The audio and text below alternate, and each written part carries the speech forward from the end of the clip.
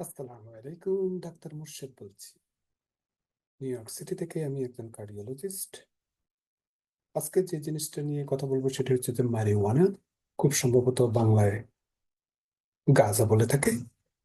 তো এটি সিএনএন এ প্রকাশিত হয়েছে এপ্রিল 20, 2025। আপনারা দেখে নিতে পারেন। Marijuana hospital visits link to dementia diagnosis within 5 years study finds.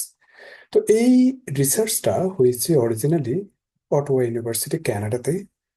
এটা আপনার 6 লক্ষ লোকের উপর রিসার্চটা হয়েছে। না, আম সরি, এটি হয়েছে 6 মিলিয়ন লোকের উপর এটি রিসার্চটা করা হয়েছে, এবং অরিজিনালি এটা পাবলিশ করা হয়েছিল April 14, journal of American medical association নিউরোলজিতে। এবং এখানে দেখেছে যে মারিওয়ানা যারা নিয়ে থাকে তাদের ক্ষেত্রে এমনিতেই রিস্ক আছে স্ট্রোক হওয়ার, কার্ডিওভাস্কুলার ডিজিজ হওয়ার, কার্ডিয়াক অ্যারিথমিয়া হওয়ার, তারপর হার্ট ফেলিয়ার হওয়ার, হ্যাঁ, এই ধরনের।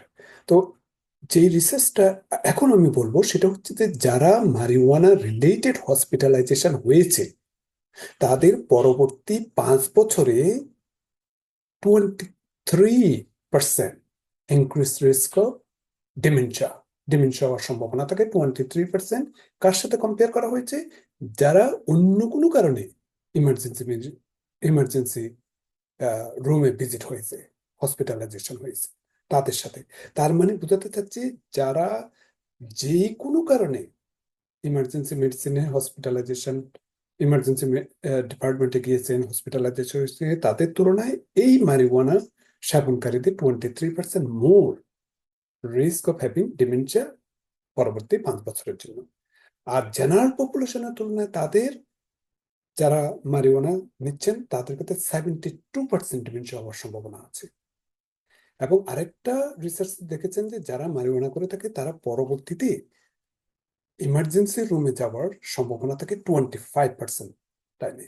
তো সুতরাং দেখতেই পাচ্ছেন যে মারিওয়ানা সেবনকারীদের একটা রিস্ক রয়ে গেছে।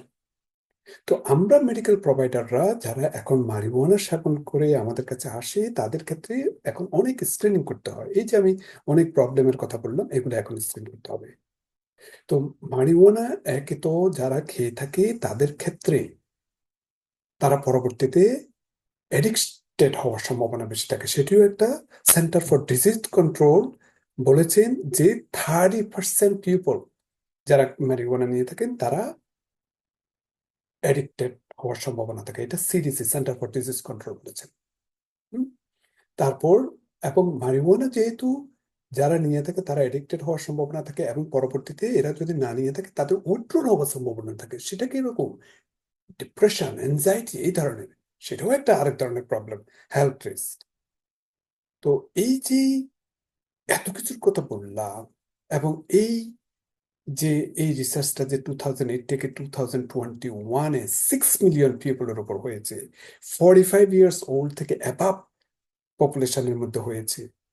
তো বিশাল একটা রিসার্চ। কিন্তু বুঝতেই পাচ্ছেন যে মারিওয়ানা সেবনকারীদের অনেক রিস্ক আছে। সুতরাং মারিওয়ানাকে কোনো অবস্থাতে কোনো রিক্রিয়েশনাল মেডিসিন, রিক্রিয়েশনাল ড্রাগ হিসাবে বা যে কোনো ভাবে কখনো সেবা করা উচিত না। এটি তো শুধুমাত্র এটি বলেছে, আমি মারিওয়ানা সম্পর্কে আগেও বলেছি। যারা মারিওয়ানা নিয়ে থাকে, আরেকটা রিসার্চে দেখা গিয়েছে যে সিগারেট খেলে যেরকম ফুসফুসে বিভিন্ন ধরনের প্রবলেম হয়ে থাকে, এই মারিওয়ানা সেবনকারীদের ফুসফুসে সেরকম প্রবলেম দেখা দেয়। তার বাহিরে দেখা গিয়েছে ওই ফুসফুসের মধ্যে হোল হয়ে যায়, মানে ছিদ্র হয়ে যায়। হুম, এই মারিওয়ানা সেবনকারীদের জন্য। এছাড়াও তো মারিওয়ানা সেবনকারীদের অনেক ধরনের কার্ডিওভাস্কুলার ডিজিজ হয়ে থাকে, যেগুলো একটু করে উল্লেখ করেছি।